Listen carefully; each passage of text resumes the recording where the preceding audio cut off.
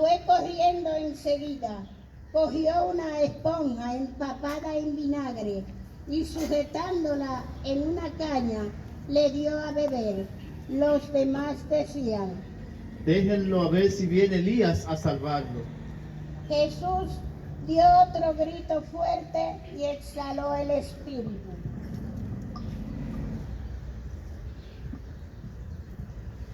Entonces el velo del templo se rasgó en dos. De arriba abajo, la tierra tembló, las rocas se bajaron, las tumbas se abrieron y muchos cuerpos de santos que habían muerto resucitaron. Después que él resucitó, salieron de las tumbas, entraron en la ciudad santa y se aparecieron a muchos. El centurión y sus hombres que custodiaban a Jesús, al ver el terremoto y lo que pasaba, dijeron aterrorizados: Realmente este era el Hijo de Dios.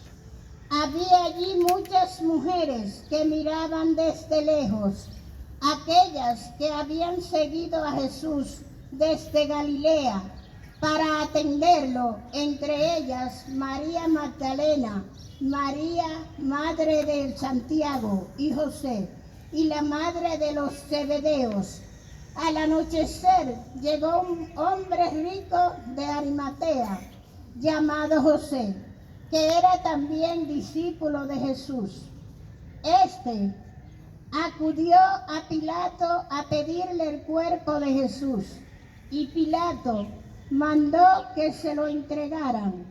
José, tomando el cuerpo de Jesús, lo envolvió en una sábana limpia, lo puso en el sepulcro nuevo que había cavado en una roca, rodó una piedra grande a la entrada del sepulcro y se marchó. María Magdalena y la otra María se quedaron allí sentadas enfrente del sepulcro. A la mañana siguiente, pasado el día de la preparación, acudieron en grupo los sumos sacerdotes y los fariseos a Pilato y le dijeron: Señor, nos hemos acordado que aquel impostor, estando en vida, anunció: a los 3 días resucitaré. Por eso da orden de que vigilen el sepulcro hasta el 3er día. No sea que vayan sus discípulos, roben el cuerpo y digan al pueblo: ha resucitado de entre los muertos. La última impostura sería peor que la primera. Pilato contestó: Ahí tienen la guardia, y ustedes y aseguren la vigilancia como saben. Ellos fueron, sellaron la piedra y con la guardia aseguraron la vigilancia del sepulcro. Palabra del Señor. Gloria a ti, Señor Jesús. Pueden acomodarse.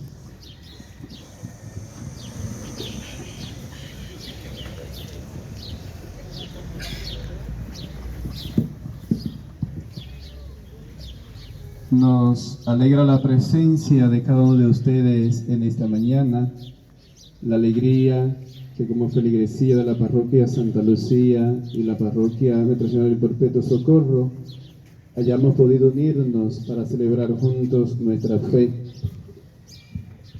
pero también la alegría de que el ejército en este su espacio nos haya abierto la puerta en esta mañana para juntos celebrar la conmemoración de la entrada triunfal de Jesús a Jerusalén, apertura del comienzo de la Semana Santa, de la Semana Mayor, la Semana de la Fe Cristiana. Hemos acompañado a Jesús en su caminar para entrar a Jerusalén. Jerusalén, lugar donde Él va a entregar la vida por amor, un amor que purifica, un amor que santifica. Con esta celebración la Iglesia nos invita a todos nosotros a disponernos para contemplar durante esta Semana Santa al que traspasaron por nuestros pecados, para que unidos a Él también vencer nuestras realidades de pecado y vivir la alegría en torno a Él, que es el resucitado, que es nuestra fe, que es nuestra vida, y solo en Él podremos tener vida. La primera lectura tiene algún elemento muy importante. Dice el profeta Isaías: el Señor me ha dado una lengua ágil como pluma de escribano. Qué alegría si nosotros pudiéramos emplear nuestra lengua siempre para proferir el bien, para edificar el reino, para edificar la presencia de la fraternidad del amor en medio de nosotros. Que este órgano tan importante en nuestro cuerpo pudiera estar en función del bien, del reino. Y lo que dice el profeta, realmente la lengua es ágil cuando la educamos para anunciar al reino. Y por eso la lengua de uno puede convertirse en motivo de santificación o en motivo de condenación. Cuando yo la empleo para hacer el bien, para hablar bien, para bendecir, y bendecir ya saben que significa decir bien de los demás, yo edifico el reino. Para descubrir la manera en cómo Dios se manifiesta en su pueblo, en la familia y lo demás, se edifica el reino. Pero cuando la empleo para calumniar, para criticar, entonces destruyo y doy muerte moral a los hermanos. El profeta nos invita a que nuestra mente, nuestro corazón, nuestra lengua pueda estar ordenada hacia la santificación del reino. Pero dice también: el Señor me ha abierto el oído. El Señor me ha abierto el oído. Dice el apóstol San Pablo en su carta a los romanos: la fe entra por el oído. Pero también cuando uno mira la vida espiritual de los padres del desierto, ¿qué ven? Que también por el oído puede entrar la perdición también. Y por eso el creyente tiene que cuidar lo que dice y tiene que cuidar lo que oye. Al creyente no le he permitido decir todo ni oír todo, porque tanto lo que dice, ¿de dónde sale? Sale del corazón, ya lo dijo el Evangelio. Lo que hace impuro al hombre no es lo que entra, sino lo que sale. ¿Y por dónde sale? Por la boca, pero lo expresa la lengua, ¿no? Lo expresa la lengua. Y entonces lo que oye, ¿hacia dónde llega? Llega al corazón y se anida allí en el corazón. Cuando alguien profiere injurias, calumnia contra el hermano, se oye. ¿Y eso dónde va? Afecta directamente el corazón, provoca herida. Y el corazón se cierra. Y ese corazón que latía, acogiendo al hermano como signo, como rostro de la presencia de Dios Padre, ese corazón se cierra. Quienes van a proferir la condena de Jesús estaban con Él y escuchaban, pero habían cerrado el corazón. Para contemplar a Jesús que va a la cruz, hay que pedir al Señor que no me cierre el corazón. Hay que cuidar el corazón, porque es el lugar de la memoria de Dios. Es el lugar de la memoria de Dios. Y uno tiene, para no perder el corazón, les reitero, tú tienes que cuidar lo que está entrando. Porque lo que entra por el oído puede ser condenación. Puede ser condenación. El corazón se endurece. Entonces, como una enseñanza de la primera lectura. Para que mi corazón no se endurezca, tengo que cuidar lo que digo y lo que oigo. Para poder siempre estar contemplando a Jesús. El Salmo 22 es el clamor de aquel que en momento de dificultades puede experimentarse solo, dejado, apartado de Dios. Contemplar la pasión, contemplar al Señor en su pasión, es también poder acoger a aquellos que están solos, que muchas veces van rodeados de gente, de la familia, de los amigos, los vecinos, pero están carcomidos por el sufrimiento. Y en el creyente tiene que encontrar un corazón, una mano amiga que le acoja, que no le hunda más. ¿Sí? Y creo que todos los creyentes atravesamos por esas situaciones, por esos momentos. El momento de ir a San Juan de la Cruz y Santa Teresa, los momentos de desolación. En ocasión una desolación que tiene que darse para que el corazón se purifique y se disponga para santificarse, acoger a Dios. Pero también hay desolación que viene en fruto de la realidad del pecado. El interior que queda debilitado por cohabitar la presencia del mal. Entonces se pierde la fuerza de voluntad y entonces se puede creer que Dios le ha abandonado. Dios mío, ¿por qué me has abandonado? El clamor de aquel que sufre. Y qué alegría cuando uno puede acoger el rostro de Dios Padre en aquellos que van experimentando tanta soledad. Fíjense ahora en la época de los famosos aparatitos, ¿verdad? Y todo el mundo va concentrado en su aparatito. Y muchas veces uno se concentra tanto en el aparatico, en el vehículo, en la casa, y hay veces a casa que tú llegas y está todo el mundo en su aparatito y tú te olvidas que al lado hay un hermano. Es cierto, aparentemente ahora estamos más comunicados, pero estamos más lejos. Hay menos empatía, hay menos corazones unidos, hay menos corazones que aman, porque todo el mundo está en lo suyo. Un modo de contemplar al Señor es acogerle en el hermano que está a tu lado, que clama por ti, que suelte el aparatito y puede dedicarle un minuto. El hermano siempre es don, siempre misterio, siempre es regalo. Y hay que cogerlo como don, como regalo, como misterio. Y es un buen signo, un buen camino para vivir y contemplar al Señor en esta Semana Mayor. Y mucho más en nuestra cultura dominicana, que la gente viaja de un lado a otro para el reencuentro con la familia. Qué alegría si esos reencuentros con la familia para compartir las habichuelas, el chacá y todas esas tradiciones de nuestra cultura pudieran ser lugar para encontrarme realmente con el hermano. Que cuando pudiéramos llegar a casa pudiéramos poner ahí en la gaveta o en un bulto los aparatitos y despojarnos de ellos por 2 o 3 días para realmente vivir ese encuentro cálido, fraterno, amoroso que realmente que tanto necesitamos. Porque vamos llenos de tanta información que va desolando el corazón y la familia va perdiendo a los hijos, los creyentes vamos perdiendo a los hermanos, los curas vamos perdiendo nuestras feligresías también porque corremos el riesgo. Y ya hoy se habla de la tecnoadicción, gente que está perdiendo la vida al frente del aparatito, anulando al hermano. Como lugar donde Dios clama hoy y está diciendo, Dios mío, Padre, ¿por qué me has abandonado?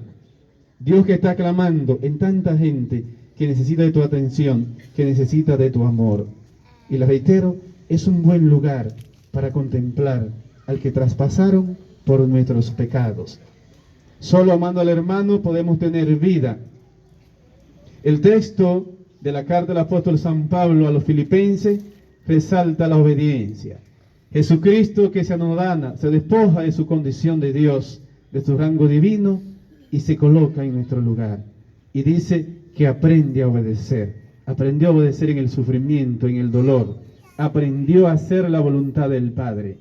Qué alegría, hermanos y hermanas, si también nosotros pudiéramos despojarnos de tanto equipaje pesado que son innecesarios para la salvación y realmente pudiéramos aprender a obedecer la voz de Dios. Pudiéramos aprender a escuchar su voz, pudiéramos aprender a obedecer su palabra, pudiéramos aprender a obedecer su presencia en la Eucaristía, a obedecer su presencia en los sacramentos, pudiéramos aprender a obedecer a aquel que se entrega, que se despoja. El que se engrandece será humillado, el que se humilla será engrandecido. Es el camino de la fe, es el camino de la salvación. Aprendió a obedecer. Y fíjense, como creyente tenemos que aprender a obedecer. Y cuando el creyente no obedece, se encamina por el camino de la salvación. Y tal vez el gran problema hoy en la sociedad es ese, que no aprendemos a obedecer. Para obedecer se necesita fuerza interior. ¿Sí? Se necesita fuerza interior, se necesita tener principio, tener valores y dominio de sí mismo. Significa haber dominado y educado el interior para no actuar movido por la pasión, por los sentimientos. Y el creyente tiene que ser testigo de aprender a obedecer, de educar el interior, Y el interior se educa con la palabra de Dios, se educa con los valores, se educa en el día a día, en el codo a codo con el hermano. Y nos cuesta tanto obedecer porque vamos anulando al hermano. Y fíjense, ¿cuánto cuesta mantener el orden hoy? En las aulas, en la familia, en la calle, por doquier. Y fíjense, uno está lleno de diploma y título por todos lados. Pero cada vez tenemos una sociedad más dislocada, desordenada. Es imposible prácticamente de lidiar. Y creemos que lo que representan el poder son los que tienen. No, es que tenemos un ser humano que no ha aprendido a obedecer. No ha aprendido a obedecer, ni se obedece a sí mismo. Les reitero, para uno aprender a obedecer tiene que despojarse del egocentrismo. Tiene que despojarse de muchas cargas que realmente no me permiten adentrarme en el camino de la salvación. Se despojó de su rango de ser Dios y se hizo uno con nosotros y aprendió a obedecer en el dolor. Y fíjense, aquel hombre y aquella mujer que el dolor de los principios, de la interiorización de los principios y los valores no le educa, seguirá siempre siendo un inmaduro, seguirá siempre siendo un niño. El creyente que no se deje educar por la palabra de Dios, y esa palabra de Dios, dice el apóstol San Pablo en su carta a Timoteo, es una espada de doble filo, que corta, útil para enseñar, para huir, para quitar todo aquello, aludiendo al sufrimiento que implica vivir una vida conforme a principios, conforme a valores, conforme al Evangelio, una vida que implica tener el interior educado. Y hoy hacen falta creyentes, hombres y mujeres, que sepan obedecer, pero que tengan dominio de sí mismos. Y les reitero, nadie puede obedecer si el interior no está formado. ¿Saben? El creyente tiene que tener el interior formado en escuchar la palabra de Dios. Y fíjense, el camino de la cuaresma, la práctica que nos colocaba la iglesia, es a fin del creyente pueda domar el interior. Pueda domar el interior. Y hoy que vamos a contemplar a Jesús, que se va a entregar en la cruz, que es la propuesta de la Iglesia Semana Santa, pidamos al Señor que nos dé la gracia de aprender a obedecer su palabra. El texto de la pasión del ciclo A que hemos escuchado es la narración de Jesús que se entrega. Precisar solo algunos elementos e incluso parte de la enseñanza del magisterio de la Iglesia. ¿Qué vemos en el texto? La pasión es camino de santificación. Qué alegría cuando yo valientemente puedo participar directamente en los padecimientos de Cristo. Y ese participar de los padecimientos de Cristo hoy no viene jalonado por estar clavado con 2 clavos en la cruz. No. Los padecimientos de Cristo hoy vienen por acogerle, amarle y servirle en cada hermano con quien comparto la vida. Y realmente eso implica una pasión, implica un dolor, implica un sufrimiento. Tú aprender a perdonar, tú no llenarte el corazón de rencor, mantener el valor de la amistad, mantener los vínculos familiares, mantener tu fe, eso va acarreando cierto sufrimiento. Mantener tu vida de oración, no mantener maridazgo con la realidad del pecado, sino estar permaneciendo unido en la gracia implica cierto sufrimiento. La pasión, ajustar la vida conforme al Evangelio implica una ascesis de vida. No puedo vivir como un desenfrenado, tengo que estar constantemente educando el interior, el corazón y la mente conforme al querer de Dios. Y eso implica una pasión, participar de los padecimientos de Cristo. Participar de esos padecimientos de Cristo para poder santificarme. Nadie se santifica si no asume sus padecimientos. Nadie se santifica si no asume su propia cruz. Cada uno tiene sus cruces, comenzando por el miserable cura que le predica. Cada uno tiene sus cruces. ¿Cuál es mi cruz que tengo que asumir para santificarme y poder contemplar a Jesús y poder sentir la alegría de poder compartir contigo tu pasión, Señor? La cruz, camino de santificación que me lleva a vivir el encuentro personal y definitivo con Jesús. Pero también sin cruz no hay gloria. Jesús va a entrar a Jerusalén, va a ser elevado en la cruz y luego va a ser glorificado. Dice la canción que no sabemos, Si el grano no muere solo,